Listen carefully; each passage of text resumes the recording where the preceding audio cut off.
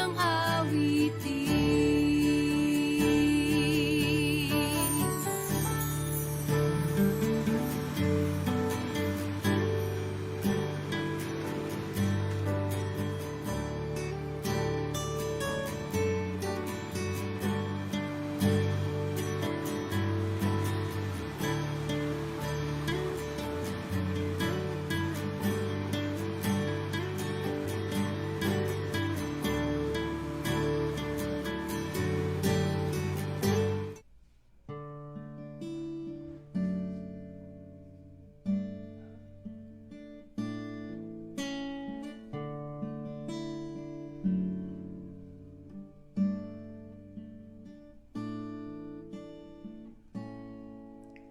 Awitin ko man lahat ng awit sa mundo, di kayang ilarawan ng kadakilaan mo.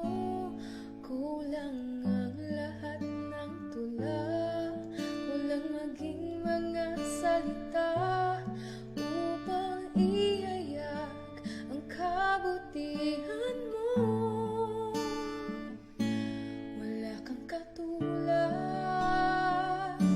wala nang hihigit sa'yo. Wala kang katulad, wala nang papantay sa'yo.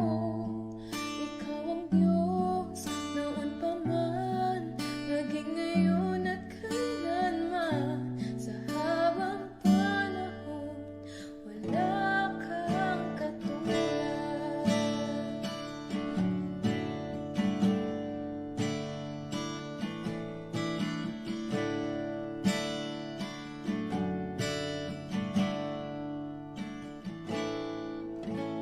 Awitin ko man lahat ng awit sa mundo, di kayang ilarawan ng kadakilaan mo. Kulang ang lahat ng tula, kulang maging mga salita upang ihayag ang kabutihan mo. Wala kang katulad, wala nang hihigit sa'yo. Wala kang katulad, wala nang papantay sa'yo. Ikaw ang Diyos, noon pa man, maging ngayon at kailanman. Sa habang panahon, wala kang katulad. Wala kang katulad, wala nang hihigit sa'yo. Wala kang katulad, wala nang papantay sa'yo. Ikaw ang Diyos, noon pa man, maging ngayon at kailanman. Sa habang panahon, wala kang katulad. Sa habang panahon, sa habang panahon, sa habang panahon, wala kang katulad.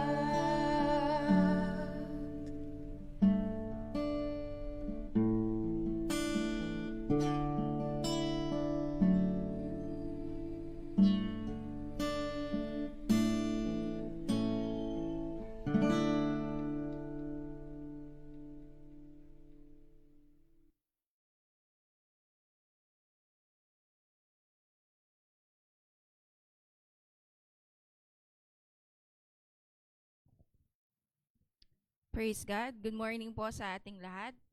Let us pray. Father God, salamat po sa umaga na ito na binigay niyo po sa amin. Salamat po that we are alive. Thank you for your love and mercy, Lord, that is afresh every morning. Salamat po sa mga kapatid, O God, na nanonood ngayon. Sa lahat po ng viewers, sa mga na-invite po nila, sa mga disciples po nila, sa mga family members po nila. Maraming salamat po, God, that this morning may experience po namin, maririnig po namin kung gaano katindi, kalawak yung pag-ibig niyo po sa amin. Binubukas po namin ang aming mga puso, ang aming mga isipan sa iyong mga salita, Panginoon. I pray, God, that we will not just be informed, but we will be transformed, O God, by your word. Salamat po na pinagpala mo na ang iyong salita, Panginoon. Maraming salamat po, God, that your words are life to us, Panginoon. Maraming salamat po sa bagong kalakasan, sa bagong pag-asa that we will be receiving this morning, Panginoon. Thank you, Lord God. Patuloy niyo nga po akong gamitin to deliver your word, Lord God. Ikaw lamang po ang maitaas sa service na ito, sa Sunday worship na ito, Panginoon. Maraming salamat po. This we pray with thanksgiving in the name of the Father, and of the Son, and of the Holy Spirit. Amen and amen. Good morning po sa mga naka-tune in ngayon. Good morning din po kay Pogs, no? Kasama ko ngayon dito sa ating sanctuary sa Panipuan. Good morning po. Hello, i-tag po natin ang ating mga family members, disciples. Mag-share din po tayo sa mga groups where we belong. We suggest na i-share po natin tong live streaming na to sa mga groups nearby like sa Panipuan, Malino, Baliti, Kalulot, Mexico, no? So that yung mga target people po natin in the area, sila po yung ma-reach natin. Amen? No? So, sige lang po, i-comment po natin. Let us greet each other, no? Kahit po we are online. Pwede pa rin po natin i-greet ang bawat isa. Let us say good morning, blessed morning. Hallelujah. So, I want to begin, no, yung message po natin this morning by reading this lyrics. This is a lyric of a song entitled Trust in His Heart. Ang sabing ganon ng lyrics, all things work for our good. Though sometimes we don't see how they could. Struggles that break our hearts in two sometimes blind us to the truth. Our Father knows what's best for us. His ways are not our own. So when your pathway grows dim and you just don't see Him, remember you're never alone. God is too wise to be mistaken. God is too good to be unkind. So when you don't understand, when you don't see His plan, when you can't trace His hand, trust His heart. Trust His heart.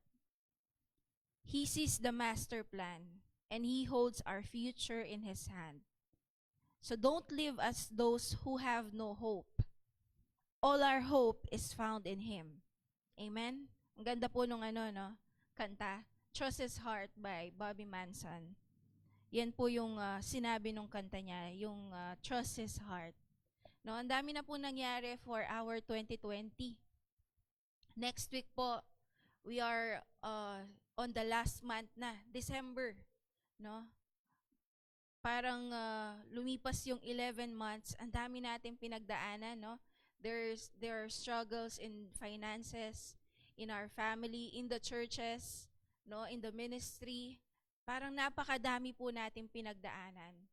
And this message this morning, this is a reminder of the Lord to us. Kahit hindi mo maintindihan yung nangyayari sa paligid mo, kahit hindi mo maunawaan yung nangyayari personally sa buhay mo, trust the heart of God. Trust His heart, no? So I want to begin by telling you that kahit anong mangyari, we should trust the heart of God. So this morning, yan po yung message natin. No, it is entitled Trust the Father's Heart. No, pagtiwalaan mo yung puso ng Panginoon. Kahit hindi ka sure sa future mo, kahit hindi ka wala kang sagot sa mga katanungan mo ngayon in life. Kapatid, this is what the Lord is telling you right now. Trust my heart, anak. No? Trust my love for you. No? Sabi po dito, the God who created the universe, the most powerful being, no, ever loves you personally. God loves you. Siguro ang dami na nagsabi sa'yo nito. Marami ka nang narinig. Or kung hindi man, God is telling you right now, God loves you. Mahal ka ng pinaka makapangyarihang person, no? Dito sa mundo and even in the whole universe, even sa different realm. Amen? God loves you. Let that sink in for a moment, no? Sa puso mo, sa isip mo. May nagmamahal sa'yo. And He loves you, no? Not just people in general. Hindi lang mahal ng Panginoon yung lahat ng creation niya. But personally, kilala ka ng Panginoon. Alam niya yung pangalan mo. Kilala ka niya, taga saan ka, no? Sabi nga ng Bible, He even knows the count of your hair. Kahit nakakalbo ka na, tumataas na yung hairline mo. God knows even the count of your hair. Anong ibig sabihin nun? Yung kahit na pinakamaliit na detalye ng buhay mo, alam ng Panginoon. He cares about it. Sabi nga po ng Word of God, who am I that you are mindful of me? Sabi ng Panginoon. Sabi ng Word of God, no? He cares about your life and wants to be part of it. Amen? Yan po yung gustong sabihin sa atin ni Lord ngayon. Isama mo ko sa buhay mo. No? If we want to live the best life, yung best life, ma-achieve mo lang yan if God is a part of your life. Amen? Even if you've spent your whole life running away from God, no? Or done things na pinagsisihan mo, God still loves you and wants to have a relationship with you. Ganyan po katindi yung pagmamahal ni Lord sa atin. And this morning, gusto kong i-share yung 3 points, no? 3 katotohanan about the love of God for you. No, God's love is unconditional and infinite. Far, far beyond what we can imagine or kung gaano ka-capable yung mind natin na maisip natin yon, no? So the Bible is full of the words of God, full of the promises of God.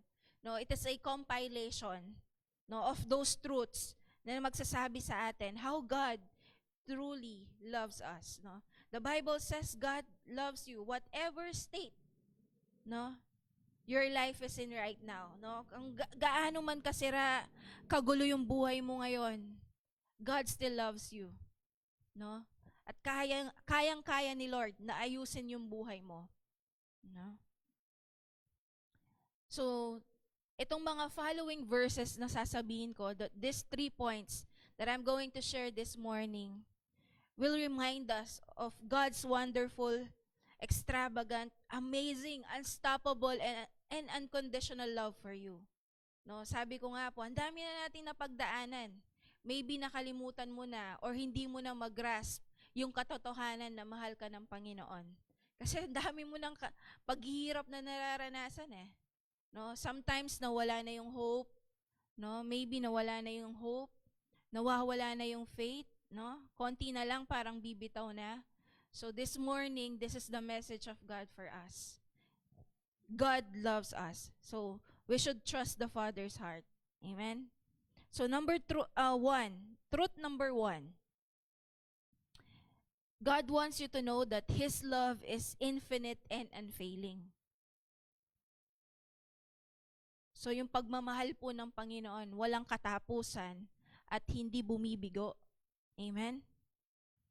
Ang sabi po ng Ephesians chapter 3, verse 18 to 19. And may you have the power to understand, as all God's people should.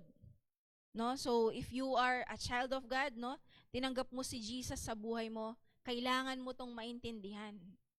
No? As all God's people should. How wide, how long, how high, and how deep His love is. May you experience the love of Christ, though it is too great to understand fully. Then you will be made complete with all the fullness of life and power that comes from God. God's love is too great to fully understand, ang sabi po ng Ephesians chapter 3.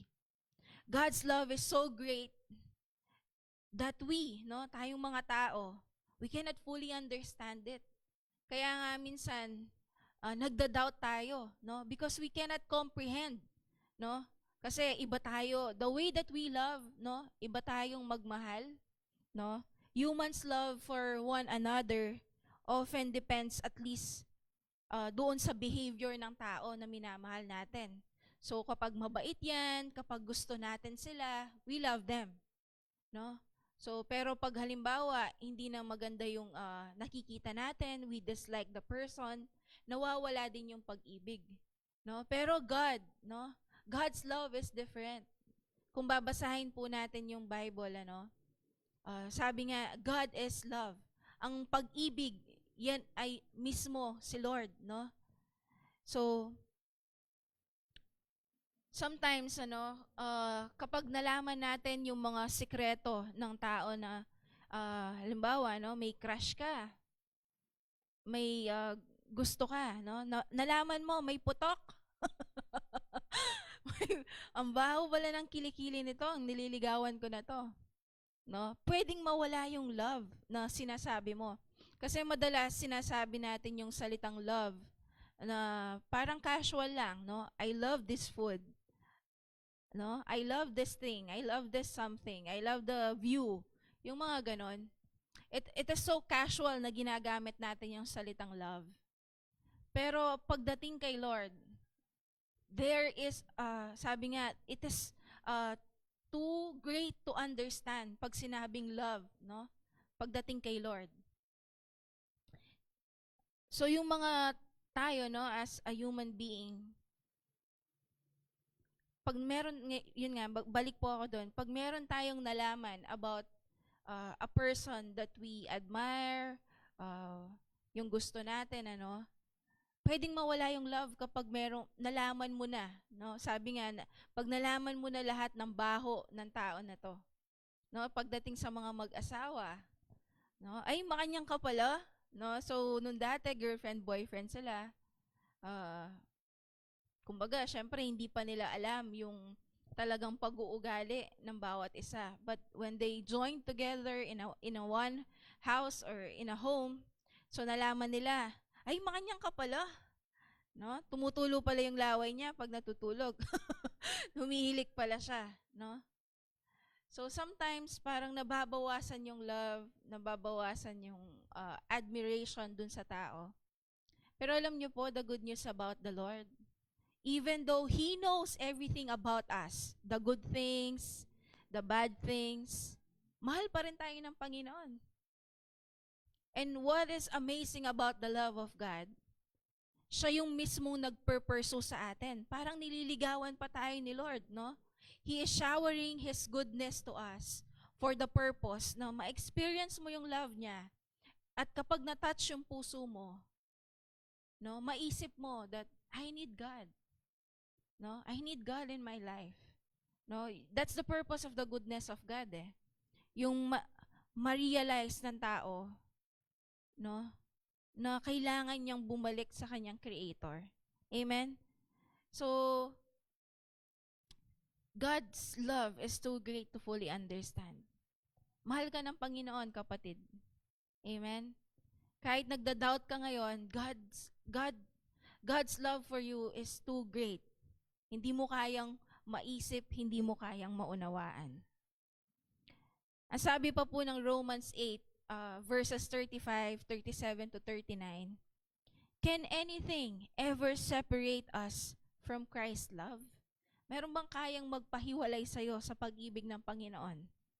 Does it mean He no longer loves us if we have trouble, calamity, or are persecuted, or hungry, or destitute, or in danger, or threatened with death? No. Sabi niya ganyan. Sabi ni Apostle Paul, no. Despite all of these things, overwhelming victory is ours through Christ who loved us. Amen. This is good news. No? Kapag ba sabi dito, dinadaanan mo yung trouble mo ngayon, yung problem mo ngayon, nagugutom ka, no? Wala kang pagkain sa bahay nyo. No? Merong kalamidad na nararanasan ka. O kaya nape-persecute ka because of your faith with God. No? O kaya you are facing a danger, no? Or even threatened with death. Ang tanong ni Apostle Paul, hindi ka na ba mahal ng Panginoon if nararanasan mo yung mga bagay na to? So ang sagot niya is no, no? So kahit na merong pandemic, no? Dumaan yung bagyo, no? Nawalan ka ng bubungan, merong mga nasira. Hindi ibig sabihin hindi ka na mahal ng Panginoon. No, this is what Romans 8 is telling us. Despite all of this, no, there is an overwhelming victory through Christ. Tuloy ko po yung verse. Ang sabi pa dito, and I am convinced, no, are you convinced that God loves you? No, kagaya ni Apostle Paul, he is so convinced, no? I am convinced that nothing can ever separate us from God's love. Neither death nor life, neither angels nor demons, neither our fears for today, nor our worries about tomorrow. Not even the powers of hell can ever separate us from God's love. Amen. Hallelujah. No, i-receive mo yung verse na to. Pwede nyo pong gawing life verse to. No, nothing can ever separate us from the love of God. Kahit sinong tao pa yan, kahit sinong spirito pa yan. No, sabi dito, kahit nor angels nor demons, no? Even yung takot mo, yung worry mo, no, para sa future mo, it cannot separate you from the love of God. Mahal ka ng Panginoon, kapatid. Even though you have doubts, even though you are fearing about your future, no? Paano na ako? Mag-aasawa ako, may bala akong mag-asawa. Paano na to? No? Trust the heart of the Father. Even though we don't understand what is happening, trust His heart, no? Yung heart ng Panginoon, yung interest na, yung best interest mo, no? Yung kapakanan mo, yan yung laging iniisip ng Panginoon, no? That is the heart of the Father. No, kaya sabi ni Apostle Paul, I am convinced that nothing can ever separate us from the love of God. Hindi yung sakit mo, hindi yung anumang nararanasan mo ngayon, kahirapan, whatsoever, no? It cannot separate you from the love of God. Amen? So, we are secure in our relationship with God. Nothing can separate us. Nothing can separate you from God's love. God is more powerful than anything in heaven or on earth. So, when you accept Jesus sa buhay mo, no? Nung in-invite mo siya sa buhay mo, to be your Lord and Savior, to have a relationship with you, you are secure eternally. No, hindi ka lang po secure dito, but you are secured eternally. Amen. Ako po work po ako sa isang insurance company, health insurance, no? What we sell is not the product mismo, yung services na makapag-pa-check up ka, laboratory ka. No, that is not our product. Ang product po namin, no, is peace of mind. No, yan po yung binibenta ng mga health insurance Peace of mind, no, na para anytime na ma-hospital ka, no, naka-hospital ka na nga, iniisip mo pa yung pambayad mo. So, when you have health card, hindi na po ako nagpo-promote. So, when you have health card, parang kampante ka, merong mag-shoulder dun sa mga bills mo, di ba? So, makakapagpagaling ka ng maayos, no? So, pero, ang sabi ko nga sa sarili ko, panlupa lang to. Yes, you can be secured here on earth, no? Through mga insurances, through sa mga pera natin dito, but it will not insure us eternally, no? Because we know there is life after death, no? So, kumbaga, ito, yung pag-ibig ng Panginoon, yan yung magse-secure sa'yo eternally, no? So there is nothing powerful enough to separate us from God's love. Even when things are difficult, no? Sabi ko nga po, no? Or even tingin mo parang ang layo mo na sa Panginoon. Lord, parang ang layo mo. No? Parang hindi kita maramdaman sa buhay ko. No? Know this truth, no? Hindi dahil nag-stop na ang Panginoon na mahalin ka. No? God loves you. The truth is, God will never stop loving you. Kahit sino ka pa, kahit ano pang status mo ngayon, kahit ano man yung nangyayari sa buhay mo ngayon, God will never stop loving you. No matter what you do. No? No matter what you did in the past. No? Nothing can ever, no, hinder or walang makakapagpatigil sa Panginoon na mahalin ka. Amen? Isn't it a good news? No? Na kahit sino ka pa. Amen?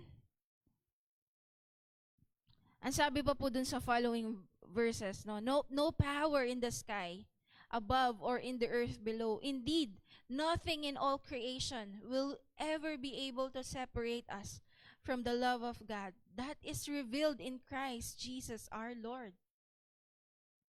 Nireveal po ng Panginoon yung pag-ibig niya through our Lord Jesus Christ. No? So hindi lang basta salita, no, yung binigay ng Panginoon sa atin. He has a proof, no? At yung proof po na yon, he is so precious, no? Yung proof na yon, no? Siya mismo, our Lord Jesus Christ, siya yung binigay niya sa atin. He demonstrated His love through His Son. Amen? So yun po yung number one truth na gusto kong malaman ninyo. God's love is infinite and unfailing. No, yung mga tao sa paligid natin, no, even yung mga mahal natin sa buhay, our partner in life, our parents, yung mga kapatid natin, or sino man yan na nagre-rely ka dyan sa tao na yan, pwedeng mag-fail yan eh. Pwede silang mag-fail sa atin. No? Pwede kang ma-disappoint sa mga tao na yan. Pero si Lord, He will never disappoint. Amen?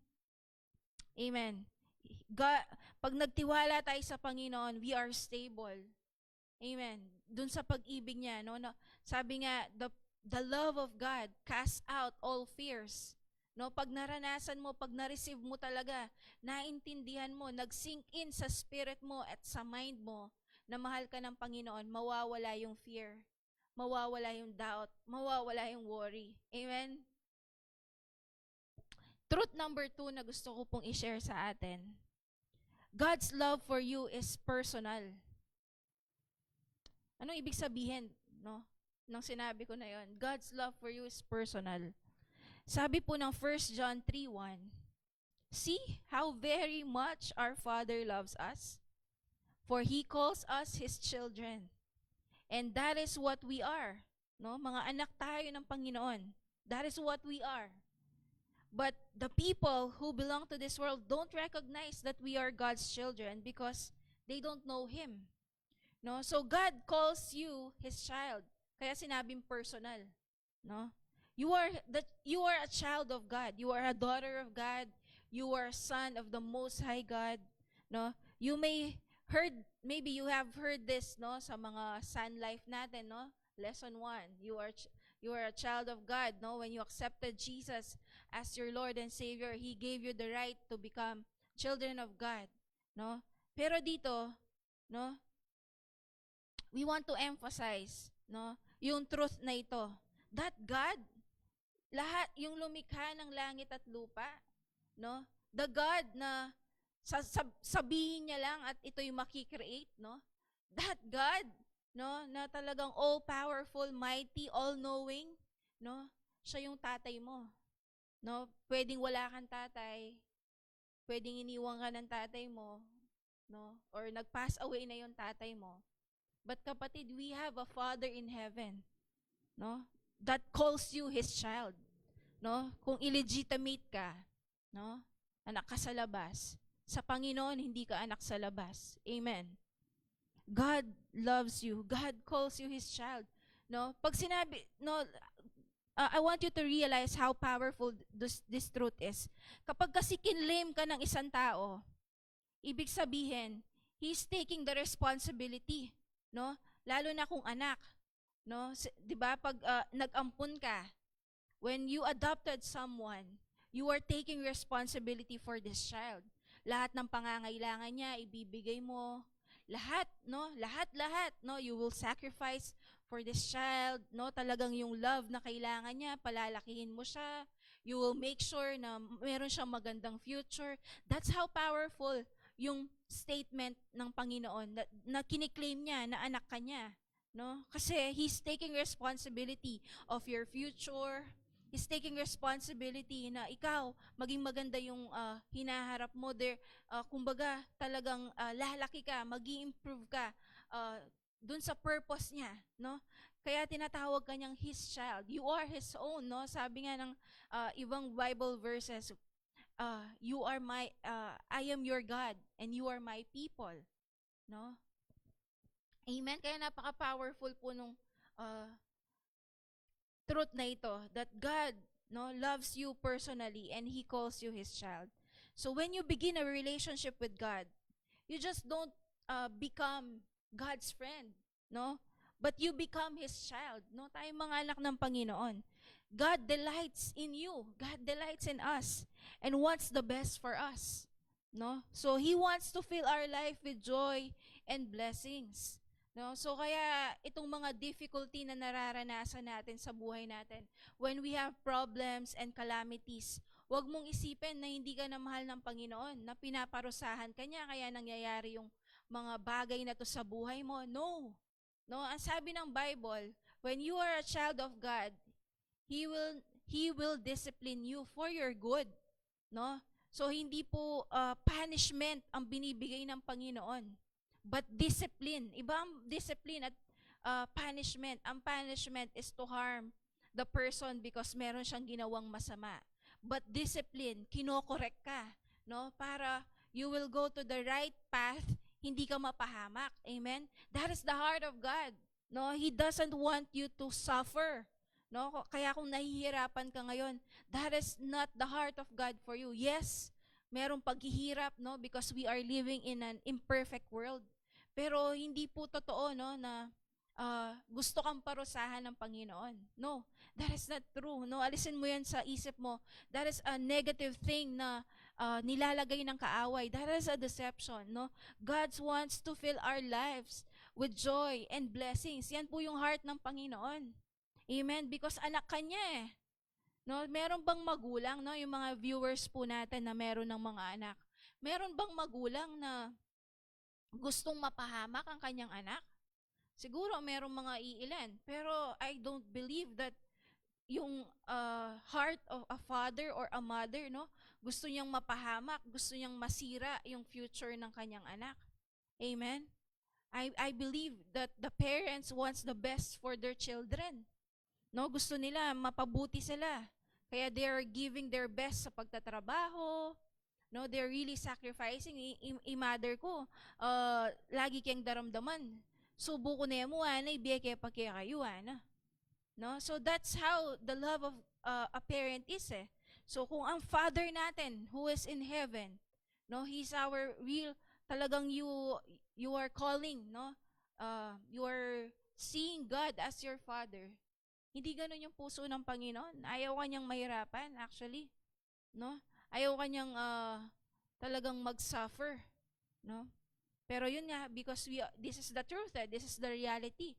Talagang nararanasan nating magkakasakit pa rin tayo, no? Magkakaproblema tayo, magkakaroon tayo ng mga challenges. But, no, we should hold on to the truth na anak tayo ng Panginoon. And He wants to bless us. Amen? So, alisin mo na po sa mind mo na pinaparusahan ka ng Panginoon. No, that's a lie. No? Amen? So, God wants the best for us. Amen? Ang sabi pa po ng John 3:16, this is how God demonstrated His love. No, for this is how God loved the world. He gave His one and only Son, so that everyone who believes in Him will not perish but have eternal life. No? Ganyan po katindi yung love ng Panginoon. The best of the best ang binigay niya sa atin. No, the one and only, no, Jesus Christ. Siya po yung binigay niya sa atin. That's ganyang katindi yung pag-ibig ng Panginoon. God loves you so much that He sacrificed His Son for you and for me. No? It is hard to understand, no? Yung isang parent, no, yung hahayaan niyang mamatay ang kanyang anak para sa mga tao na hindi naman karapat-dapat. Amen? Sabi nga, 'di ba, makasalanan ka pa, minahal ka ng Panginoon. Makasalanan ka pa. Hindi mo pa siya kilala, no? You are still wandering in this world, no? Nagpapakasaya ka, no? Hindi mo pa hinahanap ang Panginoon. Mahal ka na niya. Amen. Kaya sabi ko nga, iniisip ko nga po, no? Kung ang pinakamahalagang tao, no, sa buhay ng God the Father, binigay niya sa atin, what more, no? Ano pa yung hindi niya kayang ibigay sa atin? Amen? Kung kailangan mo ng pang tuition, pambayad sa mga bills mo, no? Hindi ba yan ibibigay ng Panginoon? Amen? Na? So, tuloy ko lang po to. Sabi niya, it is hard to understand if you're not a parent, no? But the love parents feel for their children is possibly the deepest love one human can have for another. So if you talk to any loving parents, they probably cannot imagine any reason they would willingly let their child die. So they would much rather die than let the child die, no? Sila na lang yung magsasacrifice kaysa mamatay yung anak nila, no? Naririnig nga po natin. Andiyan nga ako nang magkasakit, andiyan ko nang kitang sakit na ning anak ko, ano? Ya ako na mong mag-suffer, liwa mo ya. No? So, pero sabi dito, God's love for you is too much, no?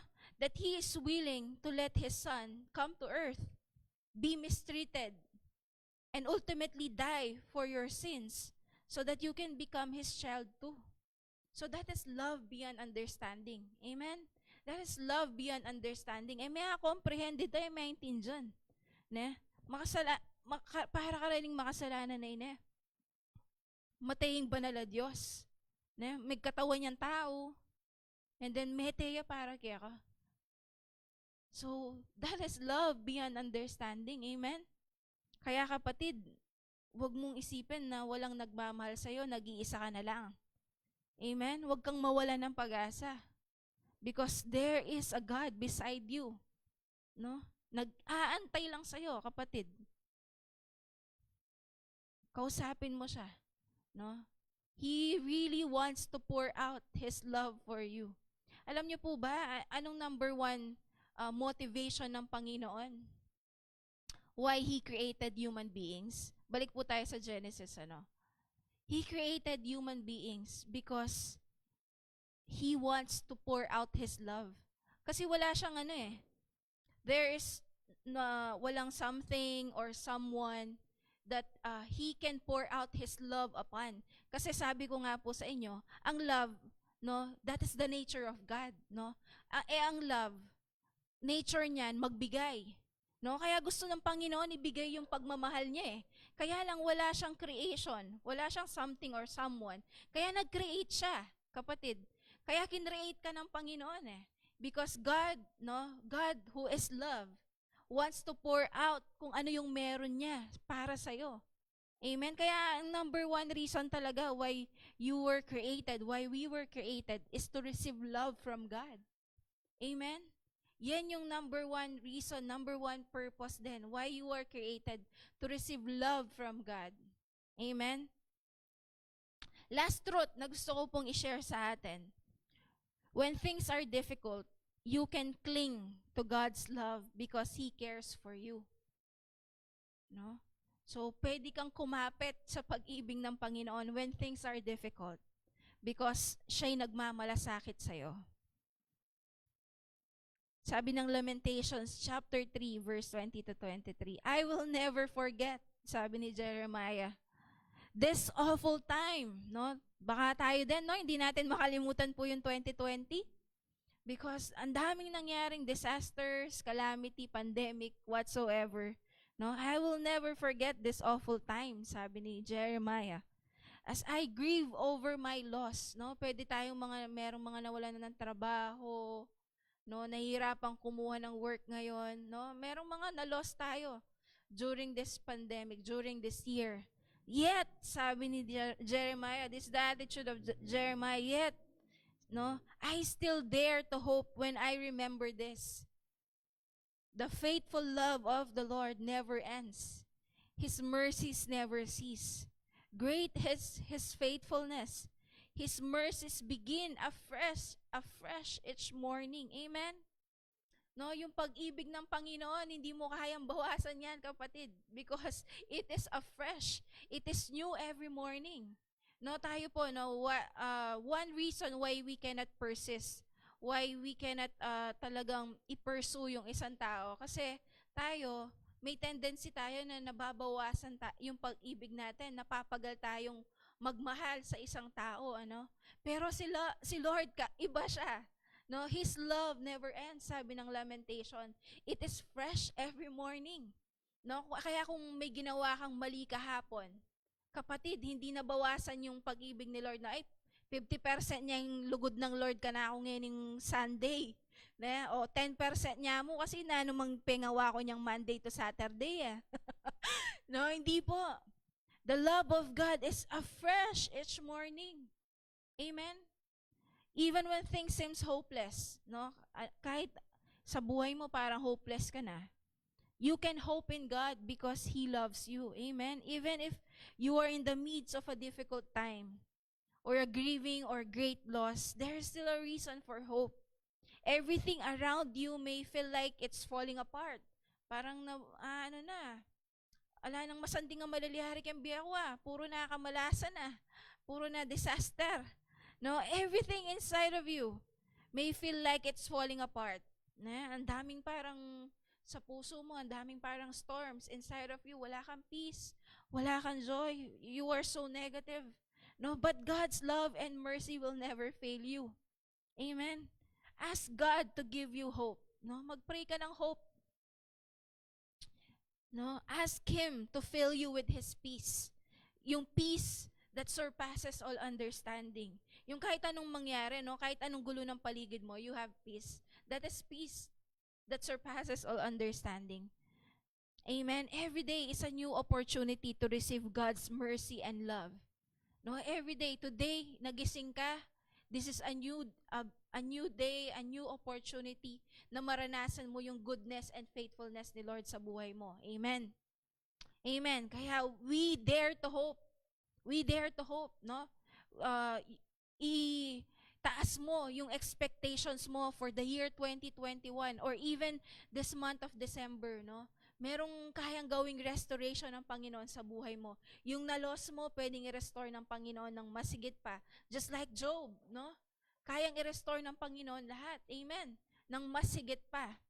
No? Kaya let us dare to hope for 2021, for the last month of the year. Let us dare to hope. Let us put our hope in God. Amen. Let us put our hope in His heart, no? Yung pag-ibig niya sa atin. Let us trust His heart. Amen.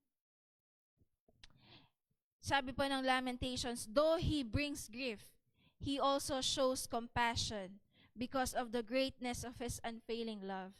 For He does not enjoy hurting people or causing them sorrow. Yan ang puso ng Panginoon, kapatid. God is loving. Ayaw niyang mag-bring ng sorrow. He does not enjoy hurting people. No, He does not want to harm you, but to show compassion to you. Yan ang gusto ng Panginoon. Amen. That is the heart of the Father. When you experience difficult things or see the suffering in the world, no, sa mga balita, sa online, lahat na lang, no, mga parang ang papangit, no, negative. Kaya ayaw mo na rin mag-browse ng mga o manood ng balita, no. We may be tempted, no, pag nababasa natin tong mga to, we can be tempted to think God, no, dislikes us, no, o kaya sa buhay mo personally, parang pag merong pangit na nangyari, ay, inanako yata kaluguran, Lord, ay, mimwa yata, Lord ka na ako. No, hindi po, no. God does not dislike you. No, He doesn't even enjoy see you suffering. Sabi ko nga po, that is because He is our Father, no? God created a beautiful and perfect world. But people brought imperfection to it. Tayo actually, sometimes, no, sa mga difficulties na nararanasan natin, mga challenges natin in life, no? Sometimes, it is because matigas ang ulo natin. No, we brought imperfection to this world. No, tayo mismo yung nag-cause ng sarili nating problema. May mga pagkakataon na ganon. Amen? Aside kay Satan, meron din tayong parang somehow contribution, no? Halimbawa, ayan, fatty liver, nagkaroon ka ng fatty liver, nagkaroon ka ng sakit. Ano? It's because you are undisciplined, no? So somehow, yung mga challenges natin, tayo rin yung nagkakos. Pero sabi dito ng Lamentations, no? Never think na ang Panginoon gusto kanyang mag-suffer. Amen? God is hurt when He sees how much people suffer. No? Kaya nga, ganyan na lang yung pag-ibig ng Panginoon, no? No, because of great love na meron siya for His creation, para sa mga tao, He acted, no? Kumilos siya. Meron siyang ginawa. Amen? At yung ginawa niya, hindi basta-basta. He gave His all. Amen? He gave His all. So, He has allowed people, no, tayo, we have our own will. We have our own capability to think and make decisions, no? Pwede natin gawin lahat, no? Sabi nga ng Bible, pwede mong gawin lahat, but it's not beneficial. No, pwede mong gawin lahat, but it's not beneficial. No? God, no, at the end, no, sa katapusan po ng mundo na to, we don't know, no? Merong mga nagsasabi, malapit ng end of the world, no? But one thing is for sure, God will make things right again. No, He will make things perfect again. No, because He is compassionate and loving. Hindi niya hahayaan na yung imperfect world na ginawa natin mananatiling ganito. Amen? Amen. So let the love of God inspire you to act. Yan po yung ating conclusion this morning. Kagaya ng Panginoon, because of too much love for the people, for the humans, nag-act siya, meron siyang ginawa, nag-take action siya. So this morning, no, dahil mararanasan mo at patuloy na nararanasan yung pag-ibig ni Lord, because you are His child, no? At mahal na mahal ka ng Panginoon. Let this love sink in your spirit and in your mind. That will stir you up, no? It will stir you up to act. Anong gagawin mo, no? Ano ba yung act na sinasabi ko? No? So on the next verse, no, our application. God is love, so our love for others should point them to Him, no? Magmamahal ka ng iba, no? Because nagfo-flow yung pag-ibig ng Panginoon sa iyo, nararanasan mo yung love ni Lord, no? Kailangan mag-flow siya, no, to other people. Parang yung sa movie na Pay It Forward, no? Na-receive mo, kaya ibibigay mo rin sa iba. Amen?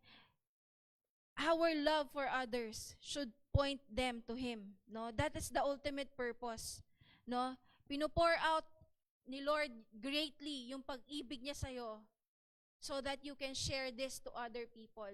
At kapag na-share mo yung pag-ibig na to other people, this person will be pointed out. Madidirect siya, no, sa kanyang Creator, sa kanyang Father, Heavenly Father. Amen?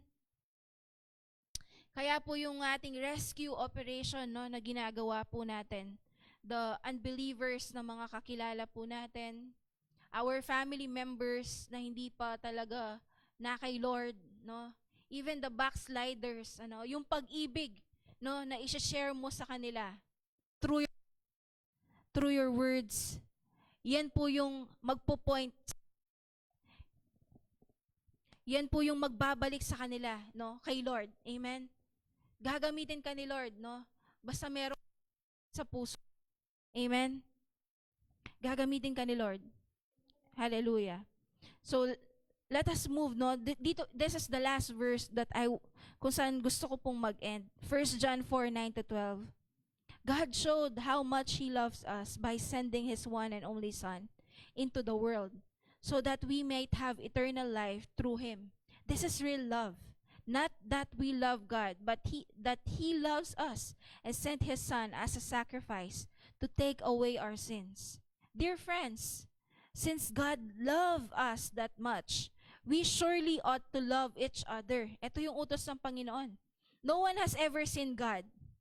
But if we love each other, God lives in us, and His love is brought to full expression in us. Amen? Ang mga tao, no, tayo, personally, hindi pa natin nakikita ang Panginoon in flesh, ano? As in, we don't know His face, we don't know, His appearance, ano? Pero ang sinasabi ng 1 John 4:9-12, you are the expression of God. No, kung gusto mong makita, kung gusto mong makita ng mga tao, no, ang Panginoon, love them. No, because that is the expression. That sabi niya, that is the full expression na ang Panginoon ay nabubuhay po sa atin. Amen. No, kaya yung mga simpleng act natin like pag-pray mo yung tao na to, give something, mag-lend ka ng help, ano, that is God at on the move, no? Nakikita nila ang Panginoon because of our kindness, because of our love, no, na sino-show sa kanila. Amen. When we love each other, it gives people a glimpse of God because God is love. So it can be difficult for people to understand God. But when we love others in His name, they experience the taste of His love. No, sabi nga ng word ni Lord, 'di ba? Kung ano yung ginawa mo sa tao na ito, ay parang ginawa mo na rin sa Panginoon. Amen? So when we love this person, minamahal din natin ang Panginoon. Yan naman yung purpose po natin eh. The church exists to love God and to love people. No? At sabi pa ng word ni Lord, how can you love God if yung tao na nakikita mo is hindi mo alam mahalin? Amen? So, to prove that we really love God, we should obey His commands, no? Sabi ng word ni Lord sa John, no? If you love me, you will obey my command. And this is the command of God, no? Dahil nararanasan mo yung goodness ni Lord, it is taking over your life, no? As a believer, as a child of God. Kailangan i-forward mo yan. Kailangan i-share mo yan sa iba. Amen? So that yung tao na yon magpapasalamat siya sa Diyos. Matututo siyang tumawag sa tunay na Diyos because of your love, because of your concern na binigay sa Kanya. Amen? Ito po yung sabi nga ni Einstein, the greatest force here on earth is love. And I believe that. The greatest force here on earth is love because God is love. That force is God. Amen? Kaya kung gusto mo magkaroon ng impact ang buhay mo, love, kapatid. Kailangan dumalo yung pag-ibig sa buhay natin. Amen? Have that love. No? Naalala ko po yung kinakwento ni Pastor Lotter, si Pastor Gerald, no? Nung nagpapaalam pa lang silang magpastor, no, sa Pangasinan. Ang sabi ni Pastor Lotter, umiyak daw siya na parang baliw every time he sees children, yung mga tao that are lost. No? It's because, yun nga po, no, dumadalo yung love ni Lord sa puso niya. Amen? I pray that we will also have that kind of heart na gusto mong merong gawin because you feel the love of God towards these people. Alam mo kapatid, kaya hindi ka nagte-take action because you are not feeling the love of God. Hindi mo nasisink in, hindi mo nare-realize how great the love of God for you and for this person. No? Kahit gaano pa yung kapangit yung ugali niya. No? Kahit ayaw mo yan. God loves that person. Wala kang magagawa, kapatid. Kaya if you are a real child of God, this is the challenge of the Lord. Act. Kailangan mong mag-take action. Kailangan i-share mo yung love ni Lord.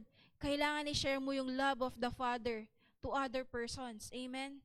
Para ma-point natin sila, no, sa kanilang real source, sa kanilang creator, sa kanilang heavenly. Amen? Pero kayo po na nanonood, if you don't have yet a relationship with God, I encourage you, I challenge you, invite God right now sa buhay mo through this simple prayer. Kasi sabi ng Word of God, if you confess with your mouth and believe in your heart that Jesus, no, is the Lord and Savior, that He died and after 3 days He rose again and seated at the right hand of the Father, Ang sabi po ng Bible, no, you will be saved. No? Pero this morning, kailangan pagsisihan din natin yung mga kasalanan po natin. No? Hindi naman po basta nag-pray tayo, no? It should have repentance. It should have faith, no? Yung repentance, ito yung pagbabago ng isip. Gusto ko nang magbago ng buhay, no? Yun po yung repentance eh. Gusto ko nang ibigay yung buhay ko sa Panginoon. Gusto ko nang sumunod kay Lord. That is repentance. Amen? So I invite you right now, let us pray, no? Tanggapin po natin ang Panginoong Yesus sa ating buhay. If you have not yet, no, have a relationship with the Lord, with the Father, no, that loves you so much, this is the time na tanggapin mo po siya sa buhay mo. Let us pray. Heavenly Father, salamat po sa ginawa mo para sa akin. You gave your one and only Son for me. Salamat po na mahal mo ko, that you allowed me to hear this message. Right now, humihingi po ako ng kapatawaran sa inyo.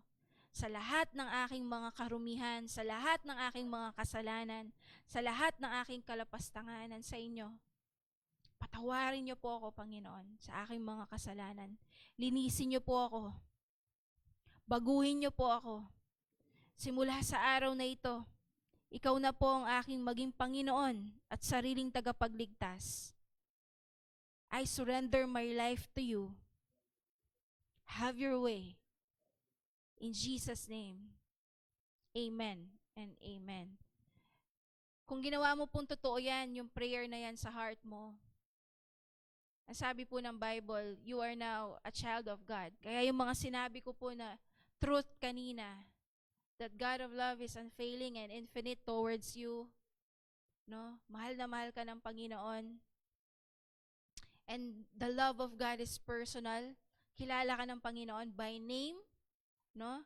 Bilang ni Lord, even the hair that you have, yung kahit sino ka pa. No? And lastly, yung truth number 3 na meron po tayo is that gusto ni Lord, no, na mag-act po tayo, no? I-reach out natin yung mga tao, no, sa paligid po natin para sila din maranasan nila yung pag-ibig ni Lord. This is the challenge of God sa atin as a church, as a believer, as a child of God. Kapatid, you don't exist for yourself. Hindi ka nag-e-exist, no? Hindi binibigay ni Lord sa'yo yung goodness niya, yung blessings niya para lang ikaw lang ang mag-enjoy. No, it is meant to be shared to other people. No, para sila din, no, magkaroon sila ng desire to know the Father that created them at nagmamahal talaga sa kanila. Amen. At kahit anong mangyari, kahit mahirapan man tayo in this life, trust the Father's heart. Mahal na mahal ka ng Panginoon. Kahit hindi mo na maintindihan, kapatid, just cling.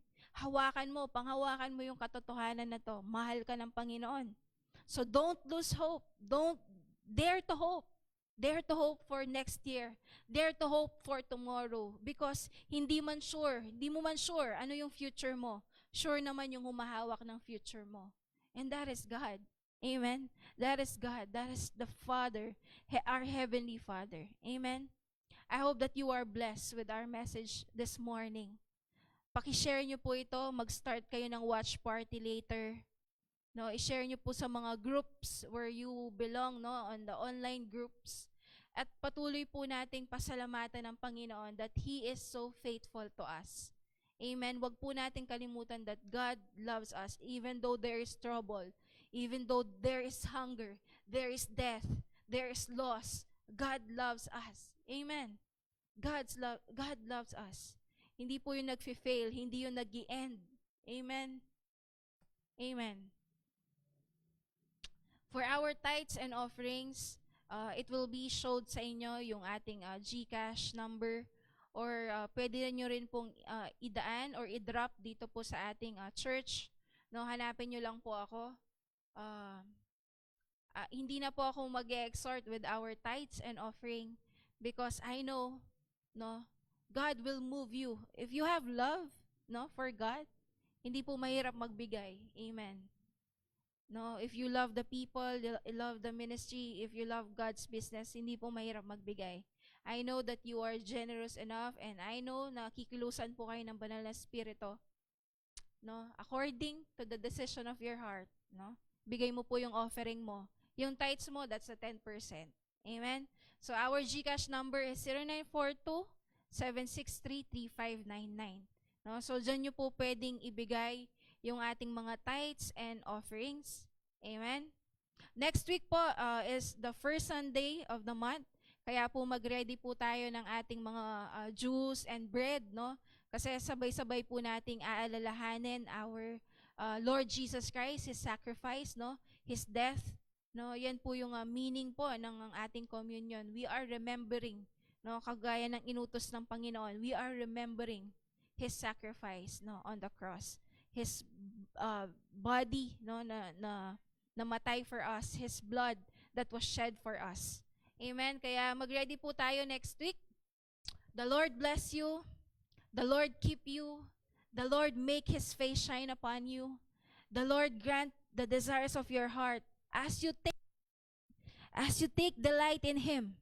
The Lord grants the desire of your heart. Yan yung sabi ng Panginoon. Malugod ka sa Panginoon, and He will grant you the desires of your heart. Magpakaligaya ka sa Panginoon, kapatid, and He will grant you the desires of your heart. I pray that you will have that deep desire to know more about our Lord Jesus, to experience Him more in your life.